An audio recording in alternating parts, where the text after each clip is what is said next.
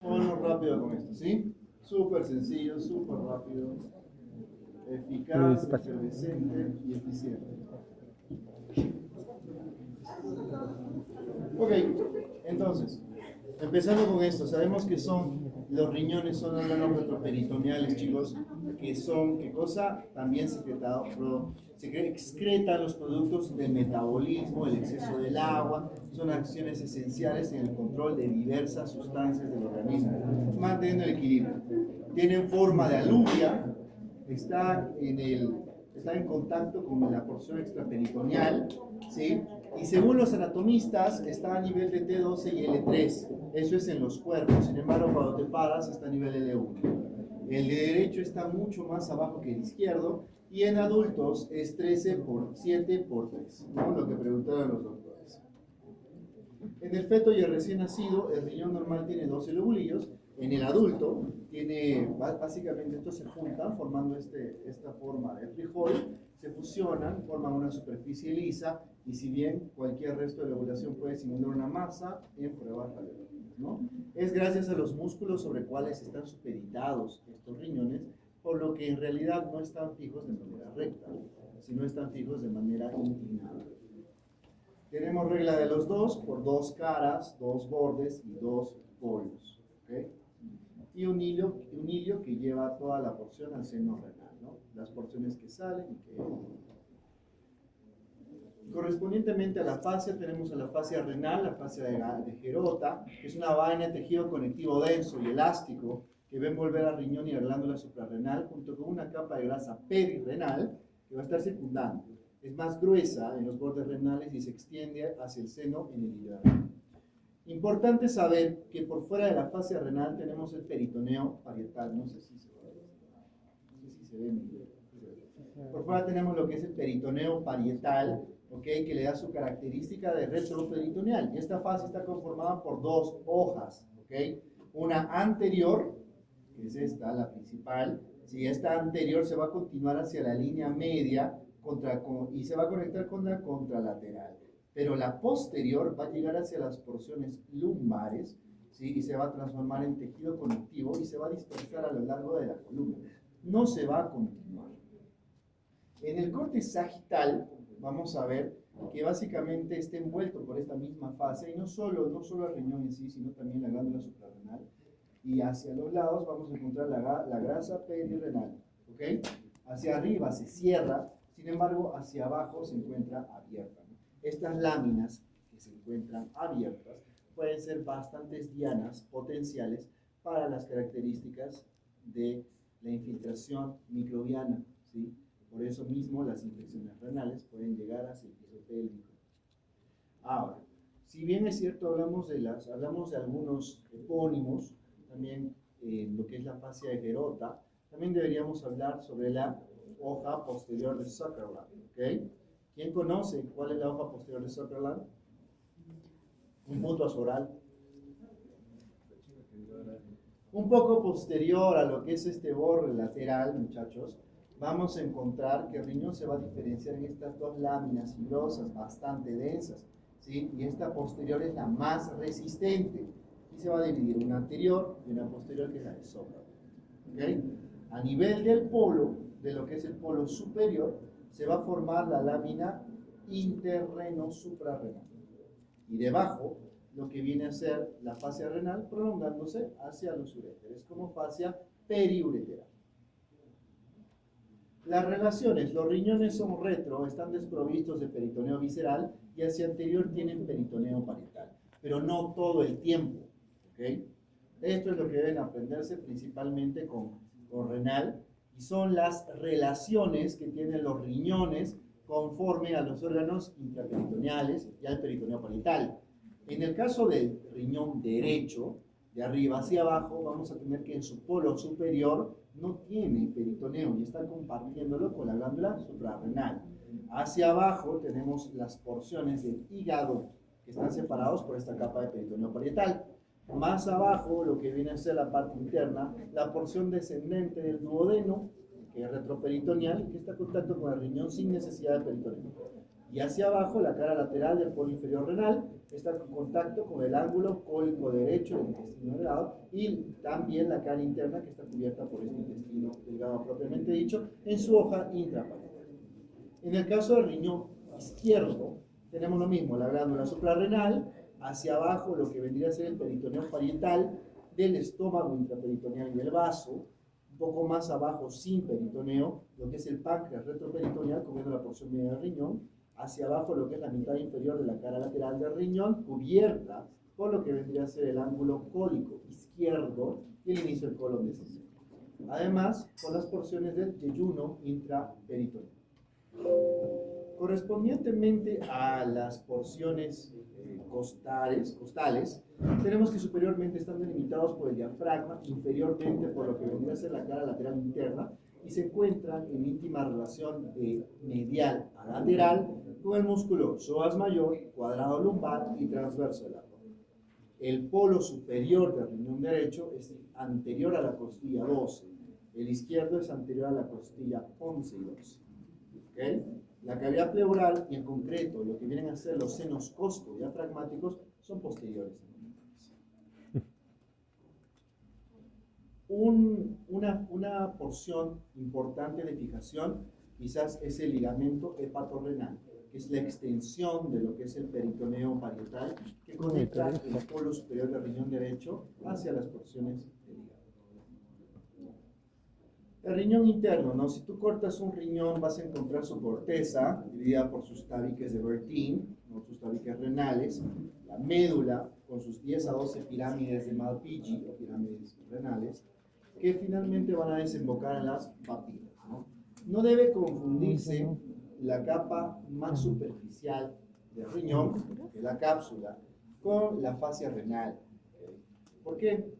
Porque esta misma capa es la que se une al riñón de manera íntima para penetrar este órgano. Ahora, a la altura del ilio, que es la apertura medial de los riñones, se refleja el seno que tapiza sus paredes y no tiene continuidad, ¿sí?, con la túnica conjuntiva de lo que son los cálices y los vasos. Por cada riñón, muchachos, puede haber al menos 500 túbulos colectores. Y esto están en contacto, cada uno con qué cosa, las áreas cribosas de las papilas, ¿verdad? Son estos túbulos colectores quienes dejan estas porciones de orina en las porciones cribosas de las papilas renales, ¿sí? Listo. Entre 11 y 17 lóbulos, hasta 19 en los adultos, cada lóbulo tiene su pirámide y su corteza que lo va a rodear. Y en la etapa adulta no existe un riñón lobulado. Los glomérulos en la corteza tienen más superficie y también se encuentran los glóbulos tubulares. ¿No? Aquí se ven las unidades piramidales. ¿No? Con los túbulos colectores yéndose hacia abajo, yéndose hacia las láminas cribosas de las papillas, dispuestos a entregar lo que queda de líquido, ¿no?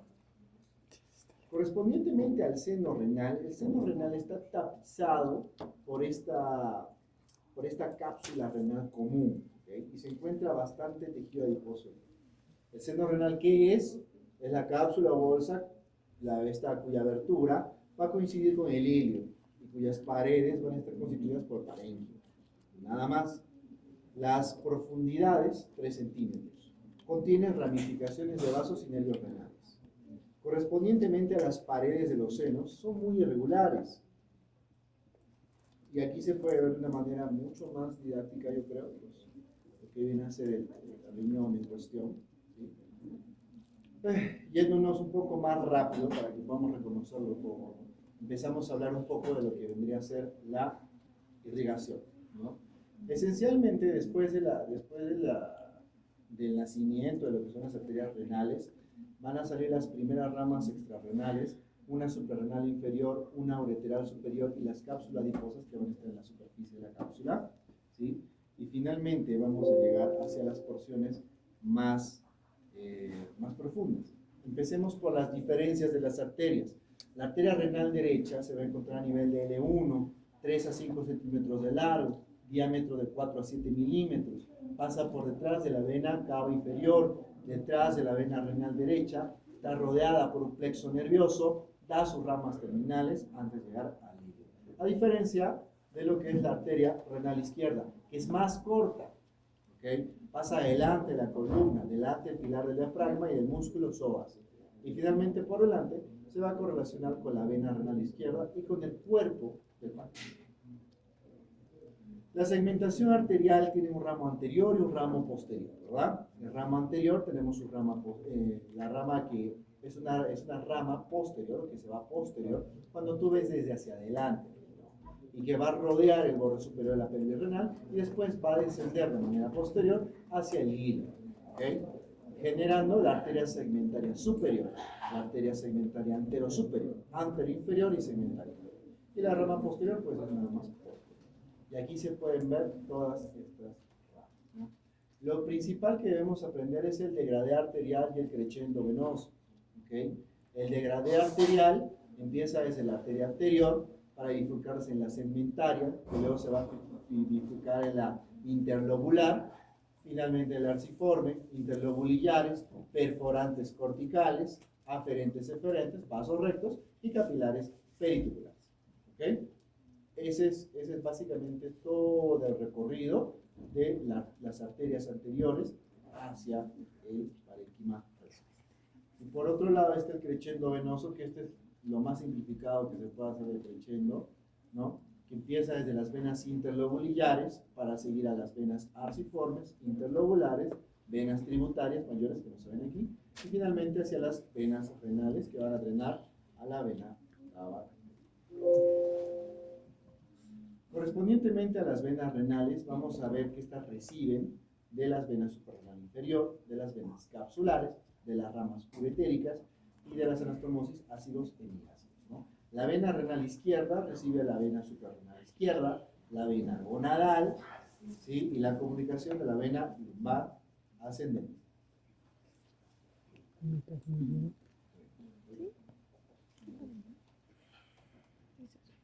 Correspondientemente a los conductos excretores, ¿no? Nosotros vamos a tener cálices renales mayores, menores y finalmente la pelvis renal. Los cálices menores tienen 1 centímetro de largo, al igual que y están de manera ovalada al número de papilas. Se unen en grupos de 2 a 4. Estos finalmente se unen en los cálices mayores, que varía de 2 a 5. Habitualmente se encuentran 3. Son superior, medio, inferior y se abren en la base de la pelvis renal. Y finalmente la pelvis renal es todo este embudo de 20 a 25 milímetros de altura en la base y que no tiene una diferenciación correspondientemente a la formación del uréter en sí. O sea, no hay un límite entre la formación de la pelvis y el uréter. Hablando un poco de los uréteres y de las generalidades del sistema excretor, ¿no? Esto ya lo hablamos, procesos de reabsorción, hablemos un poco más de los uréteres propiamente dichos, ¿no? Lo que ustedes tienen que aprender, esencialmente en los uréteres, son los estrechamientos y las dilataciones, ¿okay? De todo lo que pueden. Porque de ahí viene la clínica principal, la clínica que genera los litos renales, ¿verdad? O la litosis. Muchos de estos litos, dependiendo del lugar donde están, pueden ocasionar una clínica más o menos aguda, ¿okay?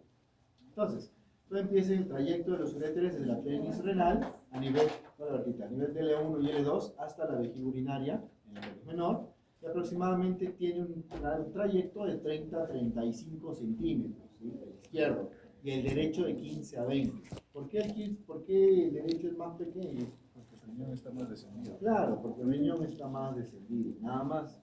Y finalmente llegan a su estrechamiento en la unión pielo-ureteral. Ahora, cuando los uréteres llegan a nivel de la bifurcación de la arteria ilíaca, ¿sí? Van a penetrar luego la pelvis menor, luego se van a dirigir de forma oblicua hacia abajo y adelante, va a llegar a la vejiga, y finalmente atraviesan su pared y se abren.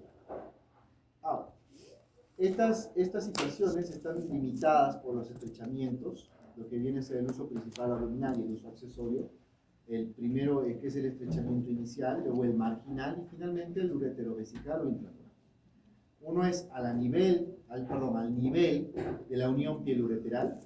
El segundo es en el estrecho superior de la pelvis y los vasos ilíacos internos. Y el tercero es en la unión ureterovesical, donde hay una capa muscular especial. el estrechamiento intramural o el ureterovesical es el más frecuente sitio y el que presenta mayor dificultad para abordar un cálculo. ¿Sí? ¿Mayor dificultad en qué contexto? Últimamente se hace la litotripsia, que es meter un endoscopio, llegar hasta el uréter y destruir desde adentro ese caldo. ¿Sí? Ahora, correspondientemente a las relaciones y a lo que vendrían a ser las porciones de las relaciones, ¿no? Hacia posterior, pues están las fosas ilíacas, el músculo psoas, toda la pared posterior. Hacia medial, las venas cavas, las aortas y los nodos, ¿sí? Lateral están los panículos adiposos, los cólones descendentes, ascendentes y mesocolon, dependiendo de derecha a izquierda. Hacia anterior, las caras posteriores del peritoneo parietal, vasos ováricos testiculares y la flexura inferior del duodeno. Por otro lado, la porción ureteral sacroiliaca es corta, ¿sí? De 3 a 5 centímetros, se sitúa en la parte posteromedial de la fosa ilíaca, descansa sobre las arterias ilíacas, sobre el psoas y sobre el sacro. Correspondientemente a su relación hacia posterior están las arterias ilíacas comunes, ¿sí? Y el uréter derecho debe cruzar el origen de la arteria ilíaca externa, mientras que el uréter izquierdo cruza la terminación de la ilíaca común. Y esa es la ley de Luschka. ¿Okay? Esa es la ley de Luschka. No, de nuevo, doctor, por favor. Okay. La ley de Luschka es el recorrido de los uréteres correspondientemente a las arterias ilíacas. ¿Okay? Tenemos a las arterias ilíacas comunes hacia posterior, donde el uréter derecho debe cruzar el origen de la arteria ilíaca externa, mientras que el izquierdo cruza en la terminación de la arteria ilíaca común. ¿Okay? Esas dos terminaciones correspondientemente a las arterias ilíacas son la ley de Luschka. ¿Ya? Hacia anterior, pues el peritoneo, las porciones viscerales, todo ello. En la mujer, tenemos el segmento retroligamentoso, que corresponde al segmento parietal en el nombre. Lateral tenemos a la arteria uterina, medial al recto ovario, anterior al ligamento suspensor del ovario y posterior a los vasos ilíacos. Tenemos también segmentos preligamentosos o yuxtavesicales en los hombres y al segmento infraligamentoso, que son pues básicamente de mantención. La vascularización son por las arterias ureterales. Tenemos arterias ureterales largas y cortas.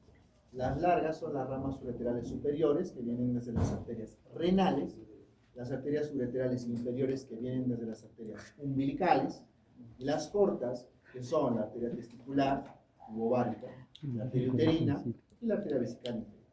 ¿Okay? Correspondientemente al drenaje venoso, y esa es pregunta de examen, ¿no? Esas arterias ureterales siempre se preguntan en los exámenes de neonato teórico. ¿Okay? El drenaje venoso es venas ureterales largas y cortas, lo mismo que hacen anastomosa, y finalmente llegan a las ilíacas y venas renales. Eso es correspondientemente a renal. ¿Quieren que hablemos de suprarrenales también? Claro que sí, claro que ¿O sí. reconocemos? Reconocimiento, maldito. ¿Qué quieres? ¿Qué hay?